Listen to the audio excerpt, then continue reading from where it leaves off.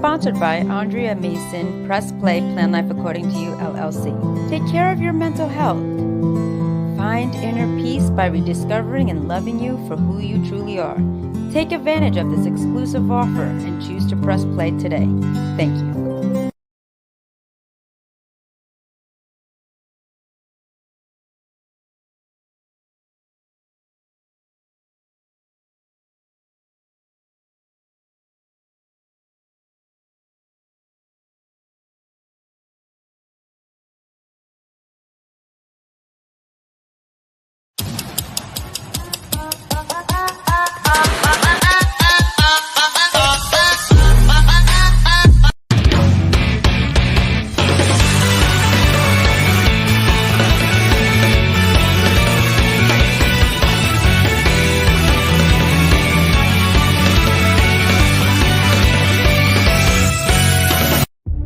Everywhere I go, I see his face. I just really miss him.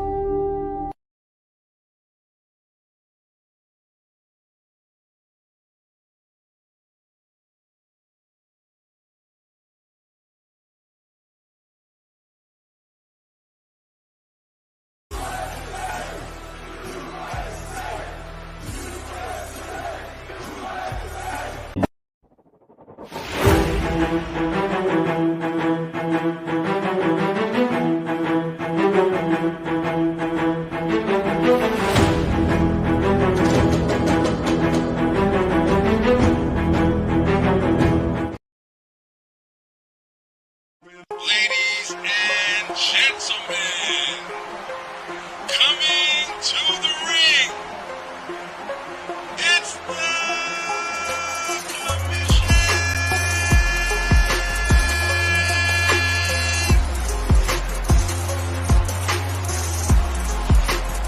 Warren Marvel, the American Prodigy.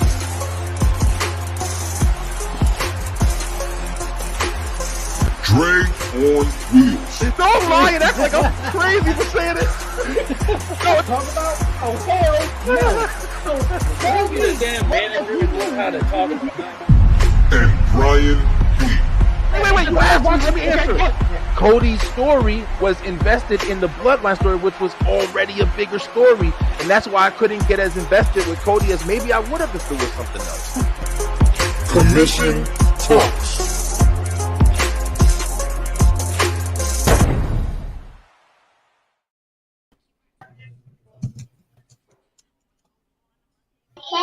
Yo, we live. Commission Talks, right? Think we live. Yeah, we I are. think we live. Can y'all start have oh, okay. All right, I got it now. We got the message. Salute. Drake. What's good, bro? Yo, what's good? What's going on? What's going on, man? WTW, man. Yeah, WCW, man. It's been a little while too. We haven't talked some wrestling, yo. You're right. Been about what, 2 weeks or so? Yeah, about 2 weeks, man. We definitely definitely got some stuff going on. A lot of big stuff going on in wrestling, all over wrestling, really. I would like to start off by saying that, definitely enjoying the break, though. Not gonna lie. Enjoyed the break a little bit. Hey, we were just, chatting about that in the group chat, and with the podcast show, taking a break and coming back with Beyond 11:30, staying with the wrestling junk, but hey, it's definitely healthy, taking a little break. Yeah, for sure. And definitely congrats on your 200th episode, man. Definitely saw it. You got Coffee Brown up there. That after the party song, after the party, that was my shit. Let's go somewhere and finish. Well, I was jamming to that shit. Nah, man, for real. Once I realized, because this lady who seen me, interview, when I was looking for guests, she hooked me up with a couple of people, and she was like, I was like, yo, anybody who want to be on this? Give me a minute, and I was like, Coffee Brown sound familiar. Yeah. And played something. I said, oh shit, bro. Like I remember, when I was young, dancing to this joint or hearing this in the house and shit. So yeah, it was dope. Dope having them on, man. Yeah, definitely dope. Hey, everybody watching, what's good? This is, of course, Commission Talks. It's actually Warren's edition of Commission Talk, but Warren had to step away for 1 minute. So your boy Brian B, and of course the Dre on Wales, he holding it down over here. We got to make shit happen. Yo, we want to share with you guys because I think we're all in agreement that I think in about this is going to be our week right here, and then next week is actually going to be our season finale, man. We're going to be wrapping up the season. Having a lot of fun talking about. Hopefully, we'll be able to put like a nice show together for you guys, and really get ready to come back on the next edition of Commission Talks, coming back around and talking about the new stuff that's coming off, closing out the year.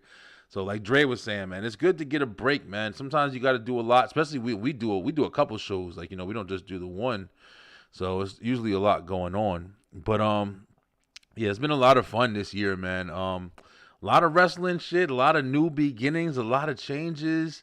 If we just thought about just wrapping up just as like everything that has been done this year alone, from January to Vince McMahon not being there no more, to all the allegation shit, to them moving to Netflix, to what I'm saying. It's been a crazy, bro. Like that, and that's just WWE. That's not even like everywhere else.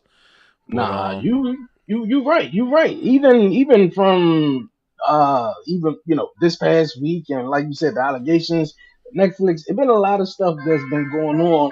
Oh man, it's a lot of stuff going on in life, and a lot of stuff going on in the world, man. For real. Yeah. Hey, Commission, look, I got the ring on my. I'm married now. We got life going on over here, bro. Like it's definitely a lot going on, man. But like Dre was saying, like we definitely got a lot we could talk about. So, maybe we'll, put our heads together and see what we could do for next week's episode. But we will be taking a short break. We'll be coming back around SummerSlam time. SummerSlam's important. Definitely got to talk about that. The next big major pay-per-view in WWE. And with the way things are going, who the hell knows what's going to be if it'll just be WWE, because TNA and, things have been running amok or whatever recently. Things kind of blend in together. AEW, Forbidden Doors coming up. We got a whole bunch of shit that, we're looking at a lot of cross-branding and cross-promoting and stuff like that. Dre, let me ask you, what's been your favorite promotion to watch recently? Since everything's kind of stepped it up a little bit, what's been the favorite thing for you to watch? Is it still WWE, or have you been like, your eyes been floating a little bit somewhere else? It been obviously, still WWE, and TNA been definitely killing it though. Warren said he real fast. We're gonna get back into it. I think we're gonna have to take a quick pause. Okay. Because I have to run downstairs real fast. Warren had an emergency, so his mom's in a car accident. So I think he want us to keep going on with the show. But I have to step off real fast and run downstairs. And I know this Commission Talk. We're gonna continue this in just a minute. Oh, I'll be back, man. My son talking about bye. Okay, my bad, man. But, hey, listen, I got it. Go ahead, bro. Take your time. Okay. I'll go ahead and hold it down and talk to the people or whatever. And then when you guys come back, we can get it back. Damn, hope Warren, if you're watching, I hope everything is all right, man. I don't know if you're watching, but damn, I didn't even know that part. But listen, guys, like we just said, life has been lifing a lot recently, and it's really interesting, to get caught up. There's so much wrestling to watch. We've said that shit a lot of times on the show recently, so it's like it's really difficult to try to keep going and follow everything that's going on. But now they're having all these like intermixing brands and stuff like that, TNA, the WWE, the NXT, you got of course AEW, the New Japan, and people are just crossing over everywhere. And even though I wasn't always the biggest New Japan fan, or even TNA fan or whatever, like I was never always the biggest, but it's like just being able to see these new talents and just have these new opportunities for these talents and stuff like that, and these new engagements and stuff. I'm definitely realizing like I want to see what's next, yo. I saw something real interesting, and I know if you guys like keep up with wrestling and everything like that or whatever, you probably saw a little bit too. But something that we talk about on STR, Straight Through the Ropes, we talk about the Bill Goldberg and Bret Hart shit. Listen, bro, if you don't know, man, back in the day, for anybody who's a fan of wrestling, Bret Hart The Heartbreak, not the Heartbreak Kid. Bret the Hitman Hart, bro. The best there is, excellence of execution. He was one of the best wrestlers there was back in the day, bro. He was the Stone Cold. He was the Rock of that generation and shit. Bret Hart, he used to wrestle in WWF. I'm giving the whole history report of it and shit. And, he wrestled for them for a little while, and then he chose to fucking leave and go to WCW. That was what a lot of wrestlers were doing. Now, you still had some really dedicated people like Shawn Michaels, like The Undertaker, where these guys, they never switched. They never switched over, but Hulk Hogan, Macho Man, almost everybody really switched over to, WCW at one point, or were at least on WCW at one point. So, Bret Hart switched over to WCW, one of the hottest things in WWF ever. And he went over to WCW, and he had a very fucking short career, man. And what happened was he literally, had a couple little stints here and there, but shit just didn't really kick off. It was around the NWO time. Sting and Hulk Hogan were super hot. You still had Macho Man there. You still had Lex Luger. You had the NWO Wolfpack. You had a whole bunch of shit that was going on that really didn't shine the light on just, Bret Hart's dominance in WWF. So what happened was, and that's all for all the people who don't know the story, Goldberg and, Bret Hart had a rivalry, and then they had a match, and Goldberg hit him with a super kick and basically concussed, Bret Hart and kind of took him out the game, yo. Kind of. He took him out the game, He didn't move, and he fucked it up or whatever, I don't even know if he really fucked it up, but he just did it too hard, too stiff, and he took him out the game, and Bret Hart was not able to wrestle anymore after that. And Bret Hart goes in on Goldberg every time he can because of that. He feels like he stole his career from him. But Bret Hart also kind of touchy. He goes in on a lot of people and shit like that or whatever. But it's funny because today I actually saw, it's all tying together. I'm alone, all right? Shit, my brothers, they going through shit right now. But listen, what tied in is I saw this report of Goldberg saying that he wouldn't mind having a last match. Basically, he was like, "Oh, I wouldn't mind having my last match in, it doesn't have to be WWE." So basically, he's like, "Yo, I got options. I got options to do another match." And the first thing I thought was, "Yo, listen, why do you need another match, man? Like, is anybody really?" I'm a person from back in the day, WCW, grew up on WWF, WWE, whatever. Like, you literally remember when he was dominant, you grew up and then all of a sudden everybody's saying that he couldn't wrestle, 5 moves of doom. And you got to, kind of acknowledge it and pay attention to it because Goldberg was hot shit back in the day, man. I don't give a fuck what he did.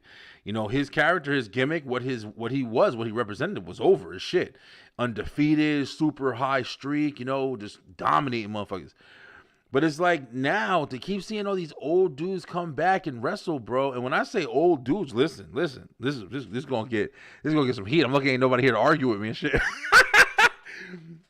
Old dude, I even mean like The Rock and shit. Like, even The Undertaker, Stone Cold and The Rock having another match. I mean, I would love to see it because of the fan that I am.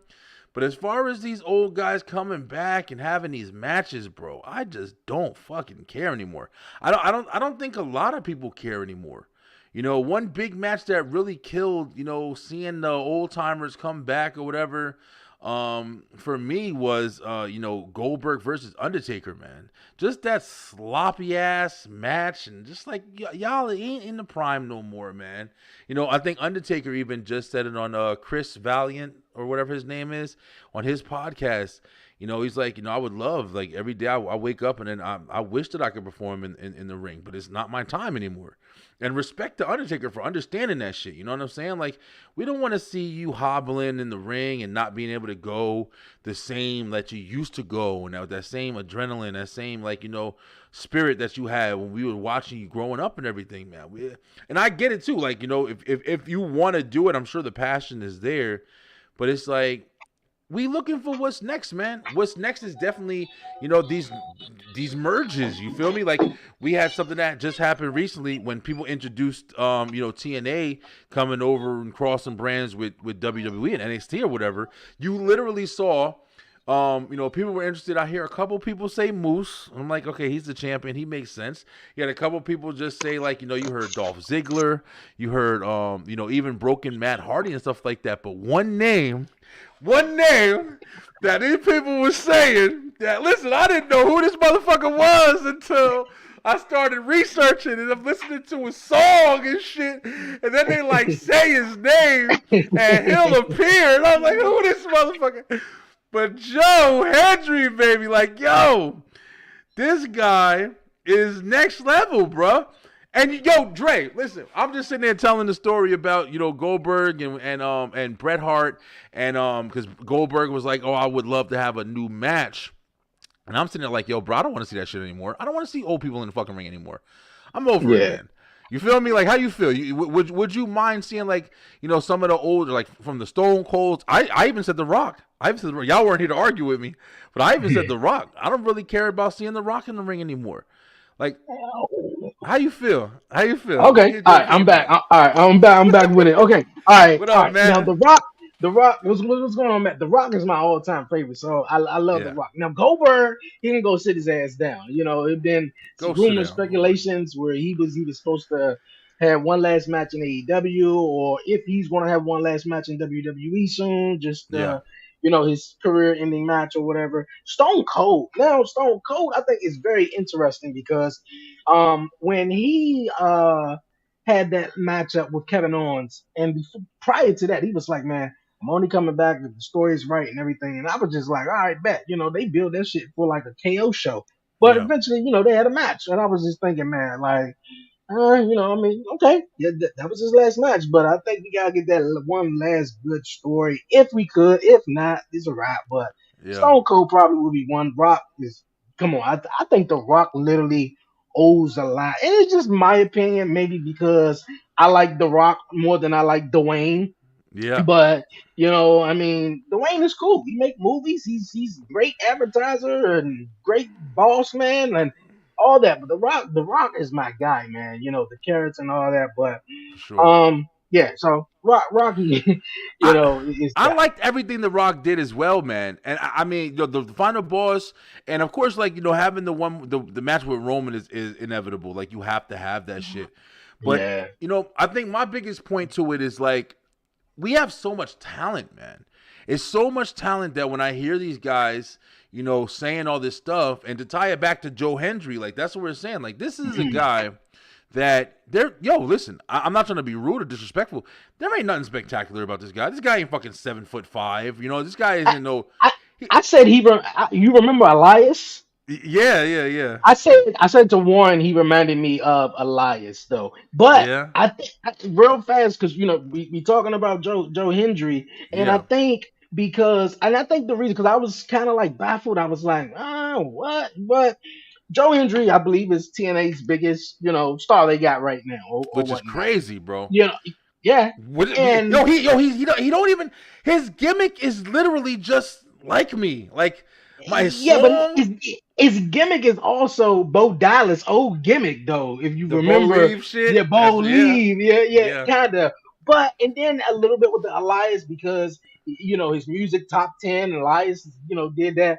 But however, when he popped up on NXT last night, the reaction was fantastic. It was fantastic. Yeah. But I think it was a lot telling. He was the first man eliminated, although he was the first man eliminated by Kazarian, who's also in TNA.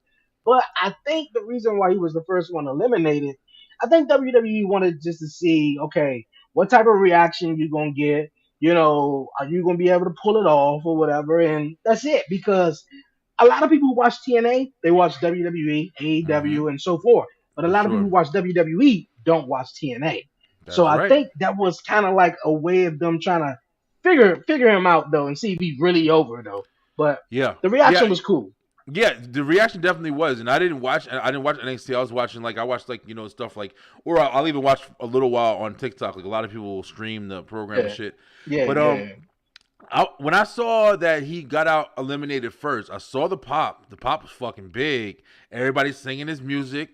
And this is like you said, a lot of you who watch WWE don't watch TNA, man. And I mean, that's a very generalized statement, but honestly, You know, that's not just going back to now. Like, you know, before you used to kind of choose what you wanted to watch. Like, oh, am I No, I watch WWE. I don't watch that TNA shit. Now it's more like people are starting to have more of an understanding. Like, there's so much wrestling, there's so many talents. People are trying to give a little bit more a shot and everything. But there's some people out there who do engage in WWE, watch TNA, but I think the maybe average fan, I don't think they tune into TNA. yeah, But no, I agree. Hey, they check him out. Joe Hendry, I think Joe Hendry, he was nice from his appearance. I'll just see where it goes though. The character shit for me though is what it is, man. And I like what he represents, because he doesn't represent anything that has to be super over the top. He doesn't have to be a crazy character. He just has the personality, and the personality shines, and people want to see that shit. He's not a face. He's not a heel. He can take that same gimmick and be bad guy, good guy, and still stay exactly fucking neutral. He wouldn't have to make any changes. They would just boo him or cheer him. And I think I love that shit. I think he kind of was the heel. I think it was the song and the gimmick that sort of made fans love him, man. That's why his song was top one or number one in the UK or whatever. So yeah, man. Taylor Swift and shit. Like, you fight with Taylor Swift? Oh yeah, I gotta check you out for a minute.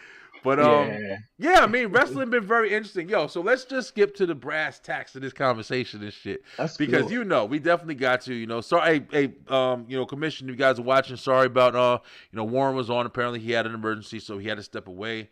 Me and Dre gonna hold it down for y'all and talk this wrestling. And one thing that I think we could both agree on, Dre, was this week, man. This week, of course we had Clash of the Castle. Clash of the Castle was okay. It was okay, man. It was okay. It wasn't anything fucking phenomenal. And I kind of had a lot to talk about on this shit or whatever as well, because it's been kind of my gripe with WWE lately, man. But we're going to skip that for 1 second if you don't mind. And we're going to jump right into Monday night, yo. That's Raw, cool. Let's not even talk about the ending. But Raw was fucking phenomenal this week, bro. Start to finish. This Raw reminded me of the Raw earlier back in March in Chicago. Start to finish. Everybody, before this past Monday episode, everybody, that Monday Night Raw was the best Raw of the year. Yeah. Started out with The Rock making a surprise appearances and whispered something in Cody's ear, and the end of the show, whipped the shit out Cody in the ring, though.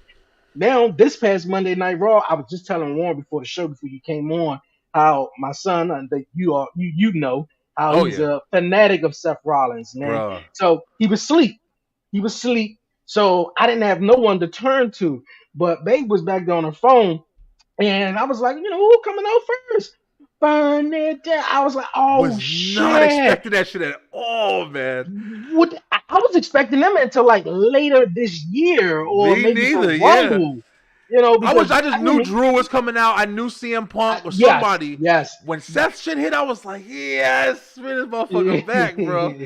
That shit was awesome, man. That shit was awesome. It was. I marked out, and I watched Seth just about every single day, and I didn't expect me to be like, oh shit, but yeah, my son loved him, and I was like, okay, let's do it then, Yeah, they brought him. They brought him back, and it looks like they getting ready to put him in with Damian Priest. I think it's the right thing to do.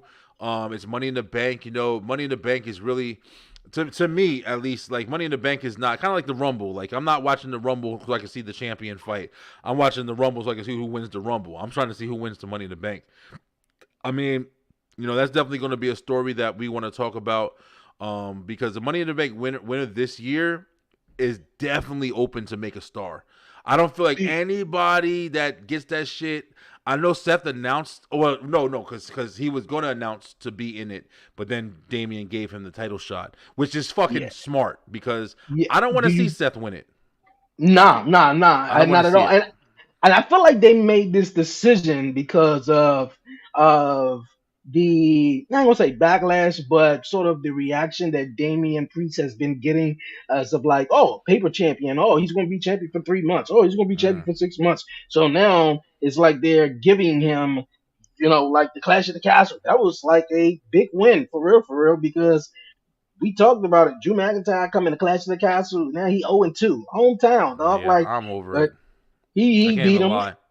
and then Seth is sort of like a big opponent. So I think he's taking on him, and the whole Drew McIntyre thing. Like I was expecting him to open up Raw and to more so be irate and just go fucking crazy. Yeah. But we got what we got with Drew McIntyre and shit. So faking not quit. He ain't going nowhere. I think he's just gonna blow it off until actually SmackDown, because CM Punk is gonna be on SmackDown. If I was you, I will pop up and whip his ass. I don't care if you cleared. I'm whipping your ass on sight, man, for real. But crazy opening to Monday Night Raw. Just everything about it, I think, was amazing, man. Like, for real. Warren, welcome back. Just leave us to the fishes and shit. Make us. No, literally, like, nah. I know, bro. Hopefully everything's all good, man. I literally got a phone call from my dad, which is random that my dad would call me around this time, and he was like, "Yeah, your mom was such and such in an accident." Da, da, da. I'm like, I was literally bad too. I was like, "Dang, I didn't even hit the camera. What happened?" But yeah, it happened. It is what it is. But she all good? Safely okay. Okay. They say she's just anxiety wise. My mom thinking my son had plates in his neck. That was my biggest worry, was neck problem. Yeah, for sure. She's saying she's okay right now. Said luckily the car wasn't going more than 10 miles an hour. Thank God. Okay. Right, cool. Yeah. Other than that, what have I missed? Yeah. All right, cool. Yeah, as long as everything's cool, man. Shit happens. Yeah, man. That definitely. I felt bad too, because like, damn, man, I just started. And I'm like, oh yeah, by the way, guys, y'all gonna have to start the show, bitch. Yeah, family first, man. This is what we do. We know how to do this shit. I mean, it's been chaotic since I can't even tell you. Like, good Lord, man. Get back from Georgia just yesterday with Matthew. So the house is full right now. Oh yeah, we were about to go to a dinner just so he could celebrate that he's home with his grandma. So go have fun, man. Enjoy it. If y'all want to jump into the dad rant real quick, like we're in the middle, we're basically talking about Joe Hendry and the new stars are coming up, as well as how good Monday Night Raw's opening was. Brian, you know how I say this. I say it's very hard for someone to say they're over. Joe Hendry is over. Simply Spotify over top too. Listen playlist. Yeah. Annabelle, come here.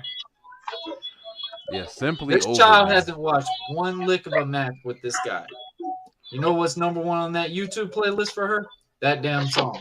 I believe in Joe Hendry. Ain't that right, though? You like doing Joe something Hendry? right? Yeah. Okay. Yeah, she doing something right, man. And like we were saying, and everybody's getting mad about that battle royal, man. I can't tell you, that is the best way to introduce get somebody over to a program and stuff like that. Man. You don't even care about who won that battle royal. Yeah, exactly. Joe Hendry was there. That's it.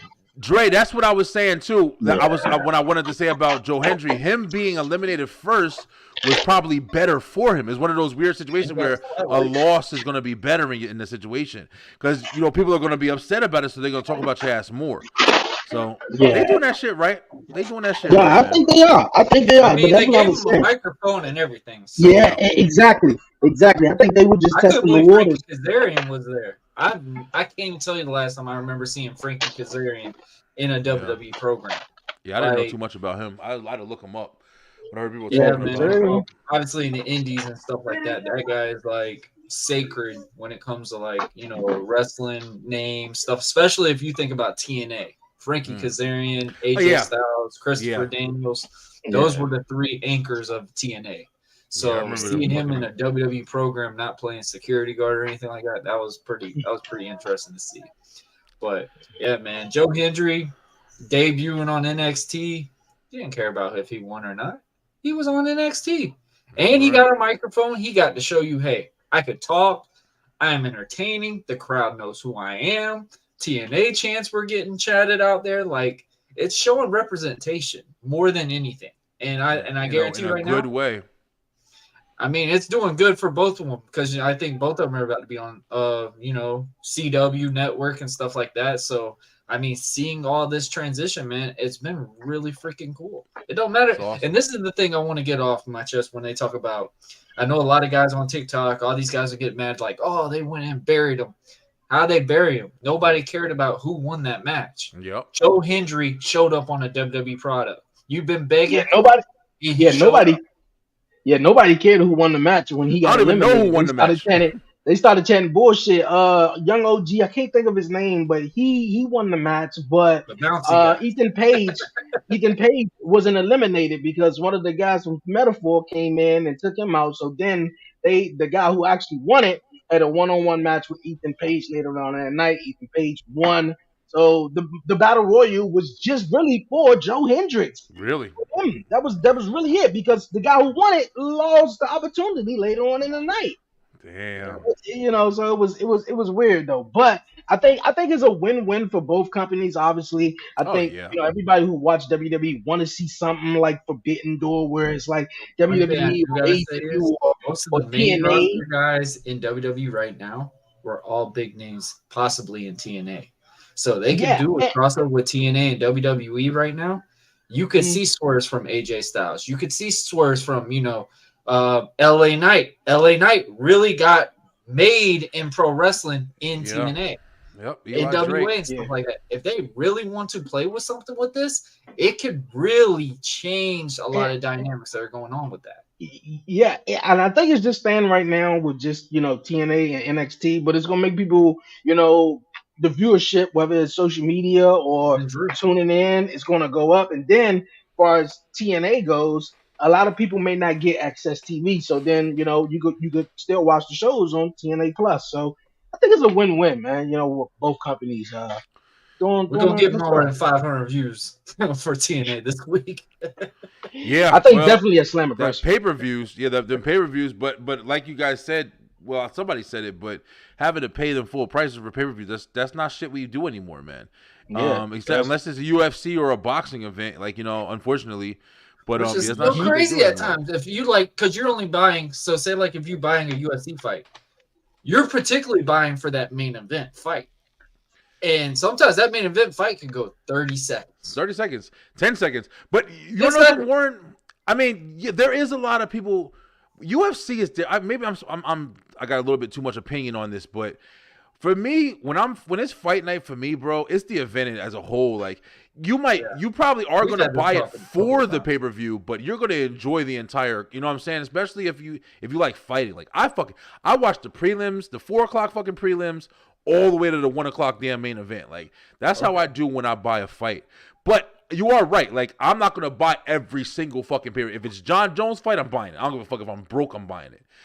So it's like I do understand that concept, but TNA's the same, bro. It's like if it's not gonna be somebody that you like, super invested in, it's not a Stone Cold versus The Rock kind of situation. I'm not buying $50-$60 fucking pay-per-views anymore, man.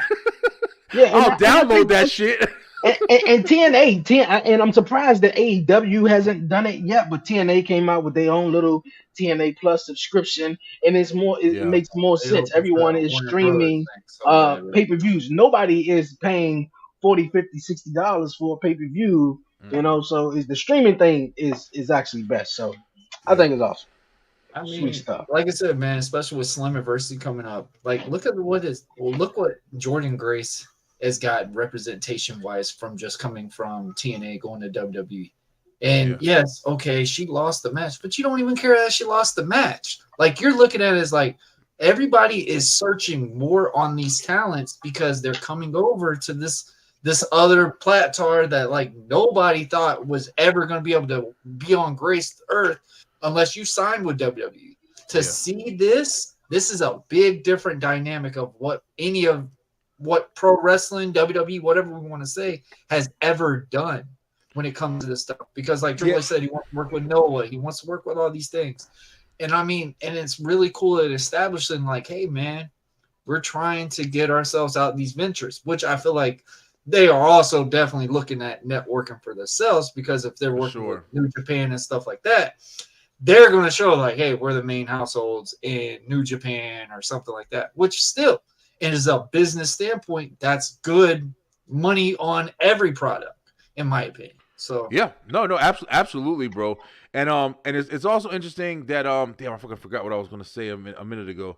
But Jordynne Grace, like the one thing about Jordynne Grace, and like we're saying, we always go back to this. I even did a TikTok about it. Like, you know, it's these Jordynne Grace is kind of a spectacle. Like she's like sexy ass, you know, muscle babe. You know what I'm saying? Like she's big chick.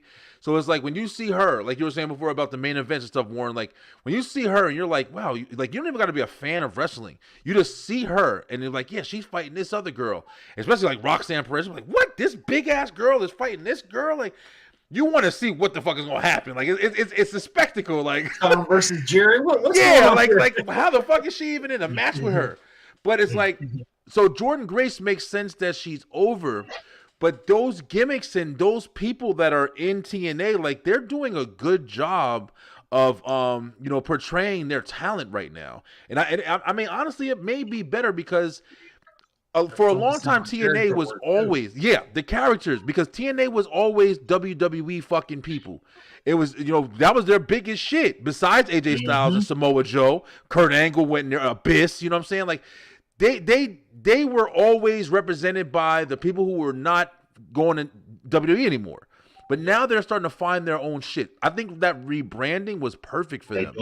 They're doing it better than AEW, I tell you that much. I'll tell you, I think so too. I'm not even trying to hate, but I really do. I ain't hating, but they, with the characters, with the stories, they doing it. I was telling you guys in the chat the other day, last week's Impact when they did, I think it was the Matt Hardy's Compound.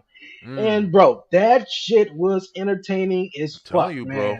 So it's like shit like that, man. You know, I don't think AEW is doing that. I want to ask you guys, man. We got to get into it though. What was your guys' thoughts on the Wyatt Six, man, making his debut on Monday Night Raw? Right there. Listen, look at because Brian said something about Raw. So I gotta ask you guys, man. What was you guys' thoughts on it and the members that's in it as well? You want me to start? I mean, I'll definitely jump in that shit. Sure. Yo, listen, man. Y'all remember how leading up to this, like, you know, finally happening, we were having, you know, our episodes and STR as well. We weren't talking about this shit too much. It was just a QR code. Motherfuckers was scanning their phone. I wasn't scanning my phone. I was just waiting to see the TikTok video when it was on TikTok. But I still was intrigued. I was still like, all right, man, I want to see what this shit. What is it coming yet? Oh, it's not coming. All right, fuck it. When this shit finally hit, at the end of the night, I was watching the clock. I was like, listen, I started watching. I'm not going to lie to you. I started watching Raw, and I said, listen, I'm going to catch every bit of Raw because I'm not missing this shit if they do come. And I watched all the Raw. Luckily, Raw was really fucking good and kept me engaged. But when Jey Uso won, and then he went up in the thing, and the Fireflies came out, and I heard that, I said, here we fucking go. I did not. Me and my son and my daughter, my oldest son and my oldest daughter, were sitting here watching this big ass TV right here. And when Nikki Cross started crawling out of that door, and you saw her on the thing, my fucking daughter turned around and left, bro. She was scared on some real shit. And I was like, okay, this is fucking awesome. Immediately, I was like, this is fucking awesome. I didn't have to see anything else. Then she stood up and pointed to the back, and then all that shit. I was like, and then I saw it was the damn Firefly Funhouse characters just, you know, Ubered out, like, you know, fuck. They were like Ninja Turtle villains and shit. Yo, it was fucking phenomenal, and I can't wait to see what they're gonna do next, man. I cannot wait. Like, you know, I've heard a lot of people say like, oh, I don't know about like, you know, what kind of feuds they're gonna have. Listen, I don't care about the feuds. Nah, I was just about to say that. Yeah, I don't care about the feuds, bro. Like I think I said that shit before. I said I would love just to see them show up on Raw and just wreak havoc, and it looks like that's what they're kind of gonna be doing, man. But I loved it. That was beautiful, bro. Just like you said, I was watching the clock. I was watching it. I was like, oh, it's 10:52. Like, we got 8 minutes left here. So, Jey Uso, you going to get back in the ring or what? But no, everything went, the whole Bray Wyatt effect. And Nikki Cross came out, and I made a TikTok about it, about I think how every member of this Wyatt Six I think fit just very well. You know, you got Nikki real. Cross, man, who just been a lost in the sauce for a psycho, long bro. time. She was on NXT, bro. I was terrified. Hold on. She came in with the sanity gimmick with Eric Rowan and them back in NXT, and that was cool for a while, but then it just went away. She had the Nikki ASH. She won the women's championship with that. Congratulations for her. But it's just like her career never really went nowhere. So with this, and now her being Sister Abigail, I think is a big transition for her. Dexter Lumis, a guy who was little to no words. The only shit he ever did was with Indy Hartwell and that old love story fest in NXT. Right. So I think he always had don't that. Do my man like that, bro. Don't do him like that. He's right. He absolutely right. He didn't. Absolutely and let me finish. Even from back when he was Samuel Shaw in TNA, I loved them. So I recognized him immediately when he popped up in NXT. He was a guy of no words. I loved him, but it was just like, I don't know, what are they doing with him? So now that he's in this, I think it's going to take him to the moon. Joe Gacy was another one who was just lost in NXT. But he's got talent, bro. He's an individual standalone. I believe everyone, Nikki Cross, Joe Gacy, that's all of them got talent, and these are all guys who, if they want to, it's like a second chance on their career. Like Dexter Lumis was doing what he was doing. Okay, all right, like that ain't working. He was all right. He's swinging. Like, Nikki Cross, she was just popping up stern. Like, what the fuck? Like, all right, what are you doing? Like, another one. Come on, like nothing. And Joe Gacy. Joe Gacy, the only one I can see, like he a standalone. Like I can see him running the shit. I mean, the whole schism thing just that went downhill. And then of course you got the original white member guy of Eric Rowan. So, and then Bo Dallas and everything, man, put it together. I loved every bit of it. I thought the members worked. I don't think Alexa Bliss should be in it. I think Nikki Cross fit just well. And from the camera work, the slow movement, the gorilla position threw me way the fuck off. I'm like, beautiful, man. What the hell? Chad Gable. Who shot Chad Gable? Who shot Chad Gable? Like, come on, bro. Like, he looked like he had a bullet hole in his head, man. Like, I'm trying to like figure out everybody who was on the ground. I saw Braun Strowman. He was on the ground. That wasn't Braun. That wasn't Braun. Yeah, somebody did a thing. No, because Gunther was there too. Yeah, they said that wasn't Braun Gunther. Though. They said it was another guy. Gunther was on the floor, but yeah, the one in Gorilla that we all thought was Braun Strowman, that wasn't Braun. That's what they said. But man. They said Braun was out of the building. What they're saying. But there's still a sixth member. You said you don't want Alexa? I heard. Just what I was thinking. It may be a sixth member, but I heard the sixth member is the is the Lantern. It's Bray Wyatt. He's actually the sixth member. And that's not bad, Lantern. but I think but that's just something back. I heard. Hey, I think Alexa coming back on that shit. Yeah, I don't know though. The one that was sitting crisscross in Gorilla. I don't think that was Dexter. No, that was the buzzer. That was Dexter. You can tell us. You can tell the buzzer. Too. Yeah. That could be. I honestly thought it could have been Aleister Black, possibly also. Oh no! Yeah, he ain't out of AEW yet. The sixth member is Kay Uso. Is who? I think she meant Jay Uso. Don't say that. Nah. Nah. Jay said he don't want nothing. Uso, he said he don't want none of that. He don't want that. But no, I think that was Dexter Lumis. You can see the tattoos and the one with before they show Uncle Howdy. I believe that was Joe Gacy right there. Yeah, the first one they showed it was Herb Rowan. Then they went into the gorilla position, and the one who was sitting on the top, I believe that was Dexter Lumis. That was Dexter Lumis. Joe Gacy is the pig. Rowan was in the rabbit. Rowan's a rabbit. Yeah. But speaking of Jay Uso, not to jump too far off of this topic. Speaking of Jay Uso, man, listen, I'm not gonna lie to you, bro.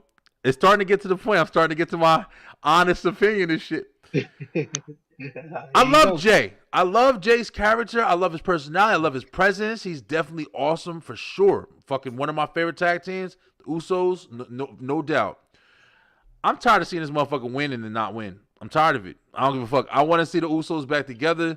I'm ready to see them go back after the tag team championships. I'm not interested in seeing Jay in these matches anymore, bro. Title, man. I feel like this was. I mean, I'm gonna say pointless because who am I?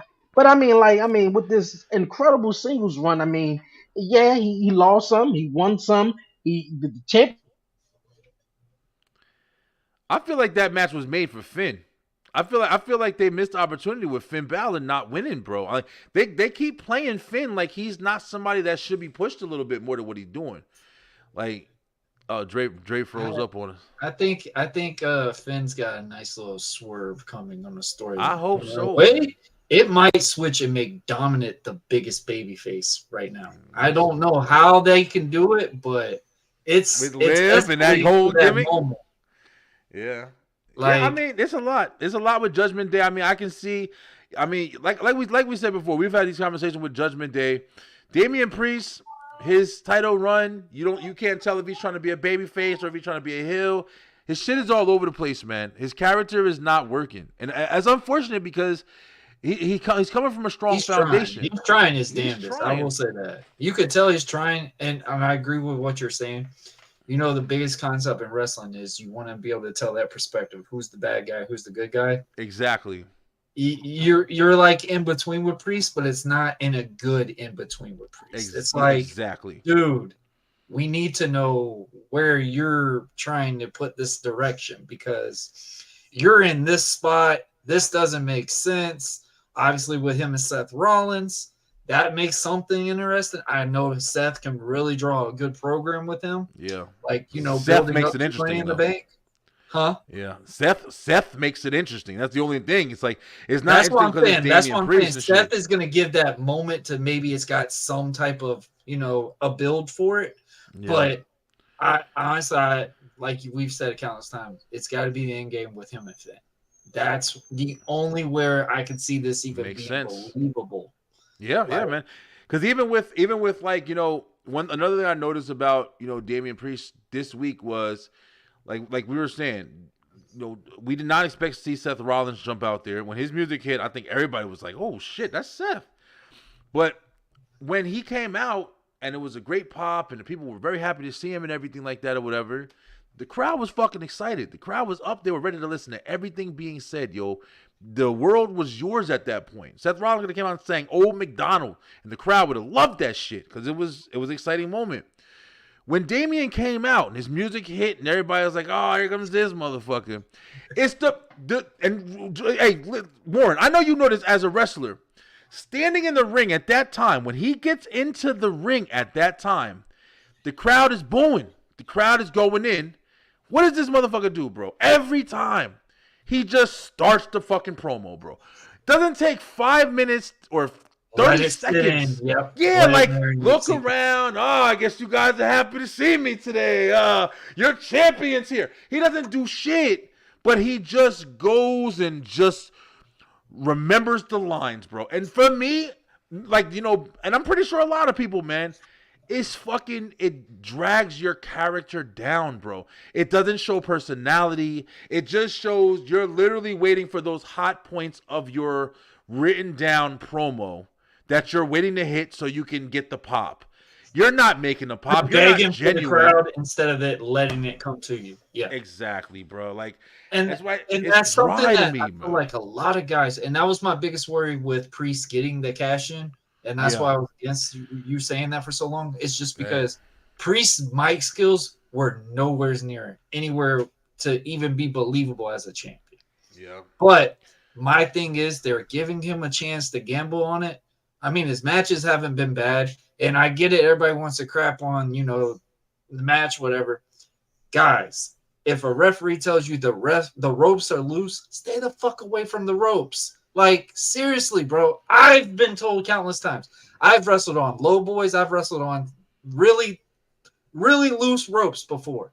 And let me tell you, that means we're staying the hell away from those ropes. It's the art of that and stuff like that. So I get that part, and I know that they were trying to make stuff out of it. And I think that where I'm going with that concept is the way the wrestlers are relying on those ropes to do the slingshot and do all those out of the ring, that's how they're doing on their promos. They're not letting it sit there and look at that crowd and go, wow, I'm feeling this guy. Wow, I like where they're going with this. With Seth, Cody, Roman, all these guys, they let that promo sit there so you can feel what that is about to happen. Rock does it so well. He makes a show into a 2-hour show that's only supposed to be 30-minute promo. Oh yeah. And the crowd, and we eat it up, and we can sit there for 30 minutes, and just watch this motherfucker hold the microphone. Bro, you don't even want to watch the wrestling. You don't even care. Yeah, you're right, absolutely right.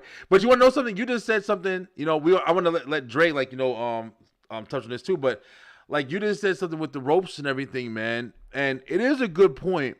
You know, of course, things happen, bro. Things happen. I don't know if we're ready to jump into this segment real quick, but I just gotta say, hold on. I got the picture waiting. You just let me know when you're ready. Ropes and no shit like that. But I'm just saying, beautiful woman, right? Beautiful, man. That's a good ass picture. That's a good ass picture. Listen, that's a good ass picture right there. Get me in trouble over here. But listen. You're married now. Yeah, I know, man.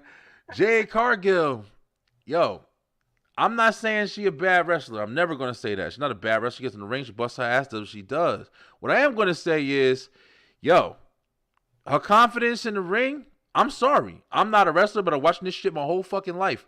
Her confidence in the ring, as soon as something goes wrong, she on shaky water, bro. She recovered well, and everybody. I was annoyed by watching people's podcasts and them saying that she only had that one botch. That was bullshit. When she did that botch, she kind of recovered from it pretty well. But after that, going backwards through the rest of the match, tapping on Shayna's arm, she was all over the fucking place, bro. And this is the second time at a pay-per-view that I've seen this shit happen with her. I don't like. I'm trying to just cover myself or whatever. But she doesn't have confidence, man. That's how I see it. She's not confident in the ring. When shit's going good and Bianca's got her or the Thurston's got her, everything's working well. But as soon as that little slip happens, she literally that one match with Asuka and them, she was looking for tell me what to do, motherfucker. And she was kind of doing that shit again on Clash of the Castle, bro. So, I mean, I don't know. I don't know what to say about her. But if we are building to this big matchup with Bianca, you don't want to have a big matchup and the matches all over the fucking place. Like, if she's not ready, she looks ready. Her looks are ready. But if she's not ready, I'm not going to be excited about a big match if you're going to have, whatever you do, and then you're going to be botching and she's going to be trying to pick you up and help you and shit. I don't know, man. No, you're not wrong with this. And Brian, and this is why I wanted to wait so we could definitely get in depth and talk about this. So my thing about Jade Cargill is I remember my first year in wrestling. I was having very good matches, my first 2-3 matches. Same person, we could know what we were doing, whatever. So we changed it up, and I did a tag match with a guy that's a lot slower than me.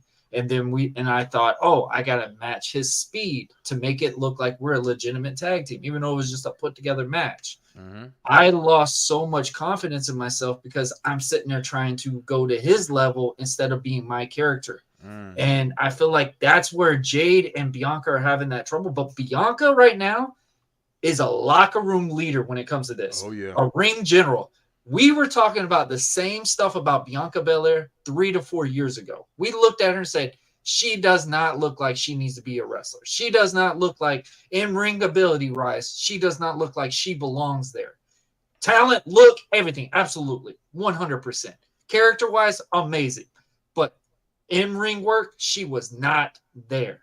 My thing is on this match that Jade did, and I can understand, man. Wrestling fans are really ruthless. And, they're going to let you know about what you missed, what you've done, even though they've never done it or whatever. But it's like you've got to learn how to capitalize on that. And you got to learn how to ignore the noise. You definitely got to ignore it. Yeah. And in training school, what I've taught the guys that I'm wrestling with and all that every single week, I teach them, if you mess up, what next can you do? don't stop. That's something I always tell them. If you miss a clothesline or whatever, keep going. Tie up, get in a rest hold, talk it out, figure out what you're going to do and go to the next spot. Do never stop. Because if you stop, fans can tell. In a way, they could still tell. And they're going to look at every damn source or whatever behind the scenes, behind the camera, whatever, to see that you failed that spot. So they could have that acknowledgement that you failed it. My thing about this was Warren. Hold, real quick on that. What you just said. I just want to say this because I know I'm speaking as a fan. You feel me? And it's like, even though like a wrestler, Al Snow said this shit too a while ago. Like if you ain't in the ring, you don't know. I feel like that's bullshit, bro. Like yeah, you definitely don't know as far as like what you guys are really fucking going through, like what you guys are really doing, how hard it is, and all that stuff, whatever. But at the end of the day, bro, it's never the fan or the fucking, customer or whatever. It's not our duty to know that shit. If you go to a movie and you watching a movie and shit like that, and the movie's ass and it sucks, and there's parts that are trying to be funny, but it's just not working, and most people are agreeing, this shit sucks, man. This is fucking horrible. Are you going to talk to the director and he's going to be like, oh, yeah, well, you don't understand. I was dealing with a lot. My dog died. No, you're gonna just judge the product. You're judging by the product. You feel me? Exactly. So it's like even though my big ass, I never been in the fucking ring. I don't know what it's like. I mean, I was just watching Dre. You said that Roku show with the WWE with John Cena. That shit was phenomenal. It was a great telling of what wrestlers and what it takes. Like seeing the bruises from hitting the ropes and shit, bruh, phenomenal. Simple stuff. I super respect everybody who gets in those fucking ropes, bro. But I'm just saying, at the end of the day, if I'm watching and I'm a fan, if I'm a football fan, if I'm a basketball fan, and there's a motherfucker who shoots a free throw and never makes that shit, and he's on my team, and I'm like, this motherfucker sucks, and then somebody says, well, you don't try to do it. Fuck you, man. I know what I'm doing. I'm not supposed to. Maybe you shouldn't do it either, motherfucker. I'm just saying, like, the fans aren't wrong. You feel me? Like, we're judging it differently, but we definitely, our piece does matter to a degree. Like, you know what I'm saying? I think I missed I missed a little bit of the conversation because my little man in there playing with plugs and I unplugged the Wi-Fi box and stuff. So, no, but do you guys feel like it's either the pressure, the moment that that she's in, or do you feel like maybe WWE? Because I was talking about this too. You feel like because they brought her in October. So much stuff in her head. They signed her. They signed her in October. They broke the news. She didn't wrestle until January. Her second match was at the WrestleMania. So you feel like they had to speed the process up because everybody was like, well, where's Jay? Where's Jay? She's going to make her debut. And she was wrestling before that, bro. Ready. I'm just saying. She was in AEW. She was trained by Rick Rogers. We're not going to let her fool like she did not get trained by a really She was in the ring. I can see if it was a Ronda Rousey who never had a wrestling match, but the fucking girl was in AEW winning titles. No. Yeah, Rick Rogers trained her before she even got in AEW. Like, that's how she got with the Nightmare. But we all knew she wasn't all that great in AEW. No. All she did was just win the TBS Women's Champion, and that was really it. So. Yeah, like she wasn't really that great. So I feel like she had a lot of work to, get down pat, and that's why they didn't bring her in immediately. Because they knew it was so much stuff for her to, do. They didn't want to put her solo to expose her, so they put Bianca with her. And that just, we thought that shit was going on to SummerSlam, WrestleMania, maybe like, but and Triple H defended Abaddon and Alba Fire, and I was thinking, it was like, okay, they talked about that match. They did. And Triple H talked about how Abaddon or Aladon or one of them, their mom had just passed away, one of their siblings or something. They also the hometown heroes, and I was just thinking, okay, like, I mean, now you take the belts off them, after what, 2 months? Did you gift them the belts? Yeah, that's what I was feeling like. No, I think it was the fact that they needed one of the Scottish wrestlers to win that night. That's what I thought. Yeah, that's what I was saying. You're going to have Piper Niven beat Bayley. You were not. Yeah. The biggest question of the night was: is Drew going to lose in Scotland against Damian Priest? The only way he was going to lose is how he lost. But everybody knew that. Yeah. Everybody knew that. No way they were going to do the other. Yeah. I thought maybe Punk would have pinned the 3, waited till the end, whatever. Because hey, now I get a title opportunity at SummerSlam because I'm going to beat this guy. Yeah, see, that's what I was saying. Triple H defended it and said it wasn't because they were the hometown heroes, and I was like, yeah, bullshit. Because like, what was the reason to take the titles off of them? But like I was just saying, I felt like, in my opinion, you know, she was in the Rumble. She came out in 28, 27. She wasn't in there long. She was real impressive. She showed up at WrestleMania, teamed with Naomi and Bianca, so she had people around her to protect her, and it just seems though the match at Backlash, it had some, you know, it got some feedback on it. Brian was talking about that, and then also at Clash at the Castle, because you know wrestling daytime for me is a little shaky because there's a lot of going on, and half of that shit that went down in the match, I didn't even see it. So I didn't even see it. I watched it right away. I was like, when she did I got to watch when it actually was happening was that one at 5:00 in the morning. That was the only one I've gotten to watch on at that time. When she did the springboard into the rope, I was like, oh man, you know, she from up. When I watched it back and I heard what Brian was talking about, I was like, okay. Then she did tap out twice to Shayna Baszler with a closed fist and with an open hand. Shayna even mentioned it on Raw. Like, on Raw, she had to. That's the problem. Yeah, so if you have the fans say something about it, you have to continue with it. And that's something that WWE is doing now, which they used to be very good at doing back then to where they could avoid it. They used to ignore that shit back in the day, bro. Some of that still. Keep that realism into the match. If it's too obvious, yes, it's gonna have to be showcased. And I think Jade is also hard on herself. That's what I don't see it. She's probably not confident. Yeah. But I think she's very hard on herself. And I like how the video that was on social media, how Bianca lifted up Jade Cargill's head and was like, you know, you gotta, you know, look at it. I like that because shit. Their opponents. I fuck that shit. Right. I saw that too, bro. But this is what we call the work process of that match, right there. I get it. Character building. That wasn't part of, oh, you know, hey, I sucked this match, whatever. Like, they were trying to make it showcase, like, hey, that's where the next part of that chapter is going to go between those two.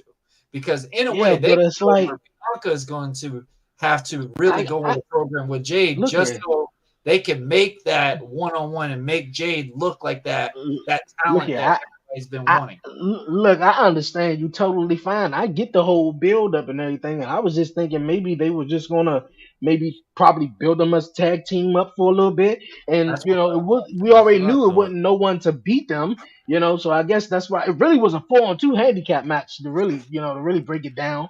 Yeah, but I mean, like, yeah, so Shayna and Zoe carried that.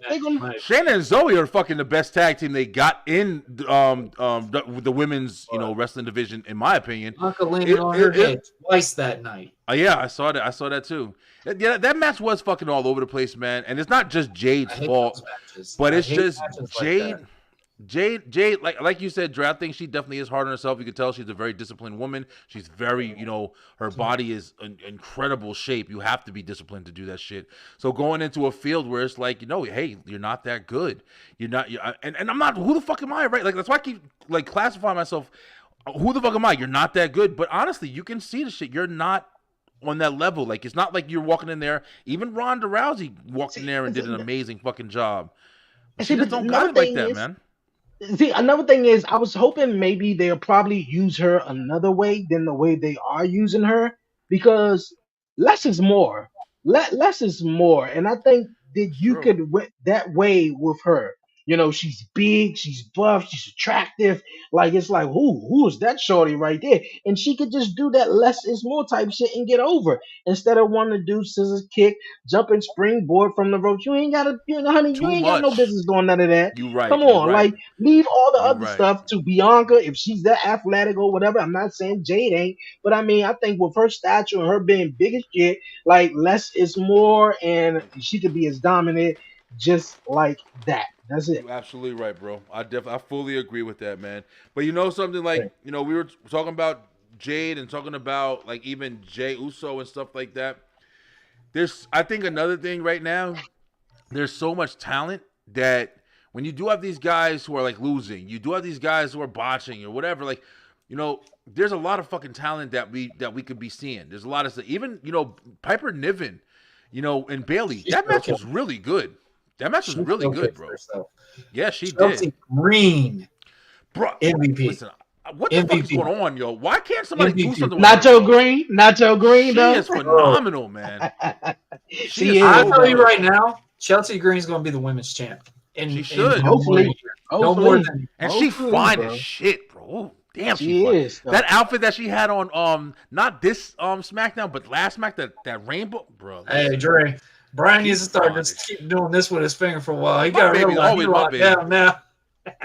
It's harder now. It's like, damn, I'm looking at this fucking wall. Like, damn. He's like, man, this thing's playing a little bit more than usual. I'm telling you, bro. Chelsea is definitely a one man who deserves it, man. Like I'm real high on. Always ready. There's a reason. I'm really high on Chelsea, man, and like you guys mentioned, Piper Niven. This was a big matchup, showing out for her. At Clash of the Castle, we knew she wasn't gonna win, but. Yeah, you're right. You're right. She did win without winning. That is that you could kind of do that. You could win without winning in WWE. So in wrestling, so predetermined sport, guys. I mean, And it's not like it did anything for Bailey. What the fuck did it do with Bailey? If anything, it put Piper more over than Bailey because Piper was able to show out, and Bailey really. Bailey was over that crowd. Bailey was over. I mean, Bailey over with every international crowd. Bailey is that person for them. Overseas crowd, they like the Bailey, the hugger thing. Like everybody threw their hands up when Bailey should have came back as a hugger, bro. I'm sorry. She does need to go back. Now is too similar. Especially as a baby face, the role model thing is only not working. It's not working, bro. You don't really want to see it. It's too close to the heel gimmick she had. She didn't She's like progress enough with it too. She's not You're like right. she's not. She doesn't even feel comfortable playing this role, but she's trying to prove that she doesn't have to go back to the hugger gimmick to be that legitimate baby face. Like it's turn it up. It's where she's just like, I'm not sure how this is gonna go, but this is what we're gonna get. Like that's how I feel like what Bailey's doing right now. Put that ass in some booty shorts, and I guarantee you, the fucking world will change. All right, Billy. Heel, face, whatever. Everybody loves Bailey, man. I don't see Bailey. That's my baby. I don't know. I don't see Bailey like that, man. I don't see her, like that. Well, you see Brian's words about turn her around, nigga. Nah, I see it though, but I just that's not it, Bailey. I love shit. Bailey's face is not. Bailey sexy that shit to me. I don't know. That's the biggest thing, bro. Yeah. I don't know. Even when I first saw her in the Indies and WWE, like I was just like, I don't see it. Like it was just, I guess the face part for me, I don't know. Like it was just not there for me. But when you see the girls like Charlotte, Sasha, even Becky, like nobody gave Becky praise, bro. Like when Becky really got to, like when they were doing those swimsuit commercial things, whatever, I was just like, okay. Yeah, Becky's cute. Becky's cute to me. I don't know. Becky ain't all that. When Becky was a little bit not the vegan Becky, like we're used to seeing. Yeah, now. She's super skinny now. She used to be a little thicker before. I think losing baby got too crazy. But guys, we on our victory lap right now. Who wants to go? King, man, look at man. Hey, look at it. Big dog up in there. Yo, I was waiting to see a TikTok. King, man. I was waiting. I made one. I made one last week. Hey, Warren, we did share commission. Not everybody's back in the room. We did share earlier that next week will be our season finale. If you want to take us into that, bro. Yep. The season finale. We need a break. Wrestling's been crazy. Pretty much it. The way he said it, though. Hilarious. I got both my kids home now. My son, we just got him. Was a blessing because I even told y'all I was like I wasn't gonna have him this summer to get that blessing again, man. Super awesome. Even with the news that just happened just not even 40 minutes ago. I'm just glad everything's okay. So I mean everything's going all right with me, summertime, about to have fun. I spend it with family. My daughter's driving me nuts, but that's life. It's fun. That's awesome, bro. I'm really glad that that we are taking this break, because sometimes you don't know you need one. Upcoming month coming up, so yeah. July, 4th of July. Yeah, this time right here, the year's kind of within 3-4 week radius. Yeah, it's a little busy. And yesterday, man, I scratched my head so hard about it too. I talked about it on the podcast earlier, because I don't know if you guys have this, okay, Warren, all right, Warren, you're in a similar situation. I guess I can ask you, all right, okay, Matthew, right now, have you ever been to, like, I know you go to the doctors with Matthew and stuff, like, now when you were little, the doctors that you take Matthew to, have you went there yourself as a little kid or anything like that? No? Okay. Because my situation where I wasn't born out here, so no. Oh, okay, cool. Okay, see, well, that's even, like, because my scenario, me, took my son to the doctors, man, went to Children's Hospital in DC, and that was a doctor I went to, when I was little, same spot, man. I'm talking about, I mean, they reinvented it now, little changes, but look the same, and everything, man. We went to the doctor, same place. I'm talking about everything, and I was just scratching my head, and I was like, man, God, what are you trying to tell me? Like, what's the odds of it that, when you were little and you were 6, 7, 8 years old, and your mother was taking you to the doctor's, this same doctor's office, and now 25, 30 years later, you have a little one in the same doctor's office, same place, same spot, everything. You got a little one, and you taking them to it too. I think, that was scratching my head. I was just like, wow. But he's sleep now after running wild. That's how. With the same preschool that my daughter just graduated from, that's the same preschool I started at. So I mean, something like with that comparison, I mean, bro, it's crazy. Like, and I was saying the same thing about her school, because I remember when we first moved to Yulee, man, it was nothing but trees. And this dang church, like literally smack dab in this one middle town, like literally nothing was really there. This church in particular was there. And it's crazy, when I was going to my daughter's graduation, I'm like, dang, man, this place hasn't changed a bit. Like, really? Well, wow. Or it's just that in my mind, I'm thinking like, oh, this is what it was when I was younger. Like, some of the walls look a little older and stuff like that. It's just crazy now, man. And that's something that I did not like about moving back out here, because I didn't want to feel old. Because you don't feel much older until you've been in the spot that you've been in for so long. And I hear stories about, oh, man, you remember when you played basketball? I'm like, man, that's a lifetime ago. I don't even remember touching a ball anymore. Like, that's what they all remember me from, is all, this real good basketball player that came out of Yulee High School. And it's just like, it's just a different life now. And that's something that's just like, I'm like, dang, man, I got my own 2 kids now. I'm not really even worried about my standpoint of like legacy or anything like that. So it's just really cool to see that. But it's like, also at the same time, it's like, damn, man, time don't stop at all. Nah.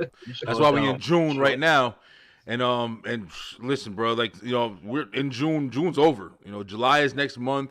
Like we're saying, it's really crazy. I've been saying this shit all week on my shows, whatever. But listen, man, I mean, it's real interesting, like, to get here as well, because like we said, man, at the beginning of the show, like, there's been so much stuff happening, not only in wrestling, but life.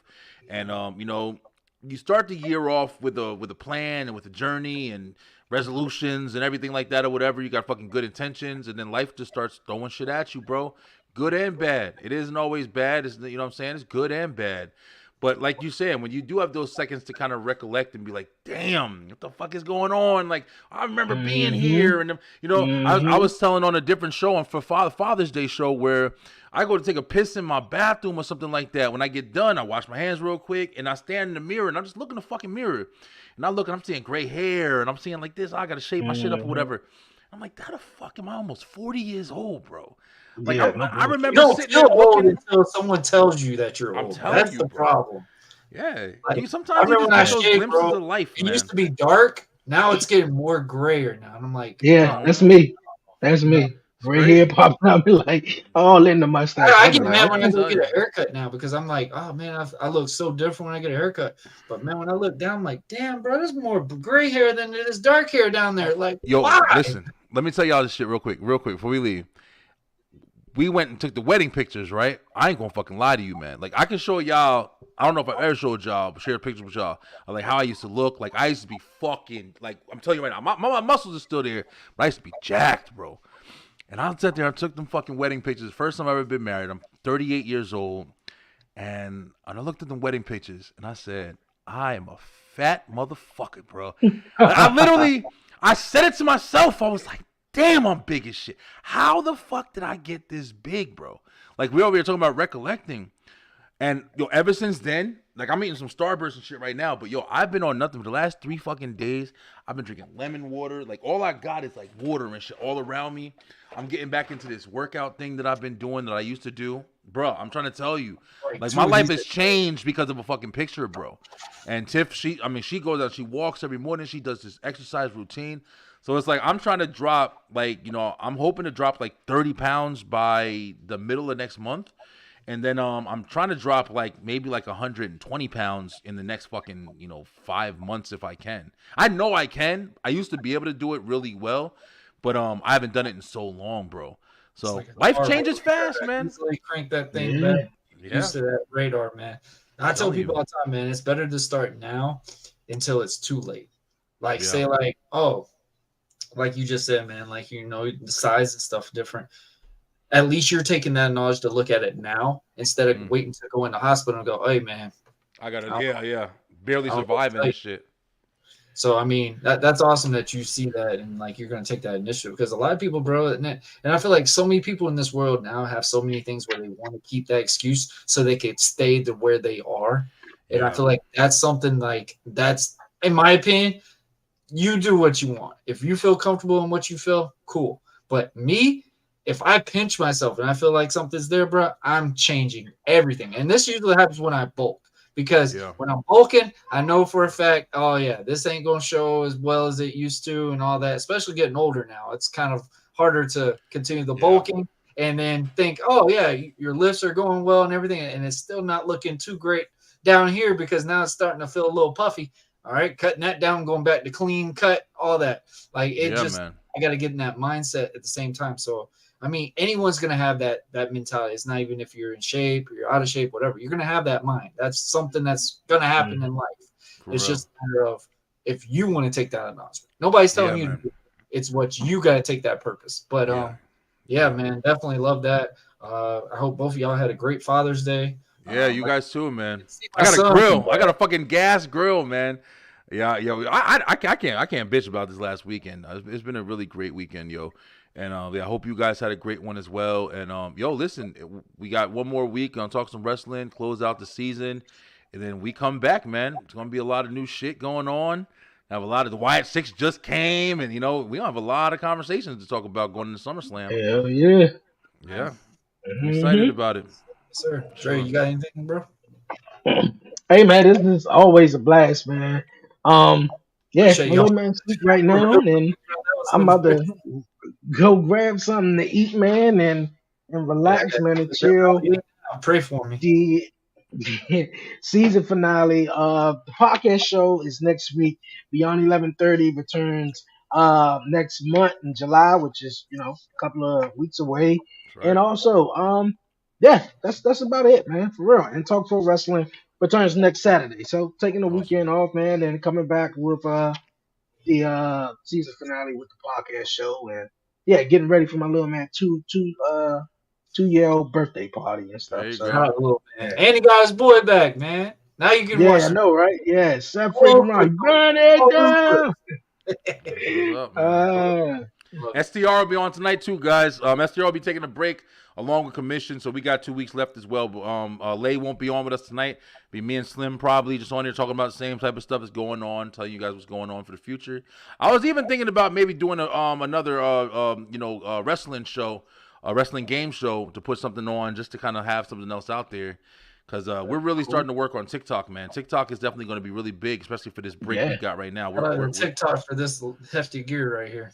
There you go. So we definitely doing some TikTok shit coming forward.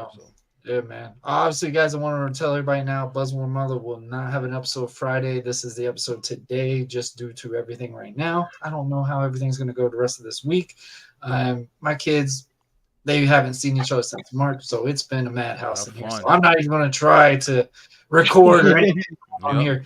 I am going to do a live game stream with them both tomorrow. If anybody watched the last one, Annabelle picked SpongeBob, so we streamed SpongeBob. I had a lot of people going, "Why are you playing SpongeBob online? Like, what are you doing?" So we're gonna have the kids stream tomorrow, so it's gonna be fun. But yeah, Commission Talks season finale is next week. We're gonna be on Brian B's show. We're gonna be on there, chopping it up, having fun. It's definitely gonna be a fun one. I've got a lot to talk about. I know a lot of people are asking me about what happened last episode regarding a certain individual. I will get my case on that later on.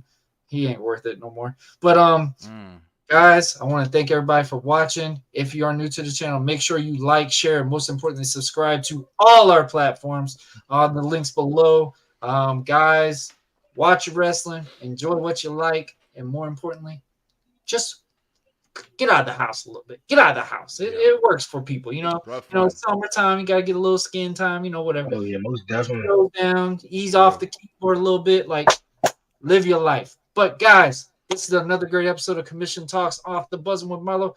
Myself, Warren Marlo, Dre on Wheels, and Brian B. Ladies and gentlemen, we are out. Have a good one.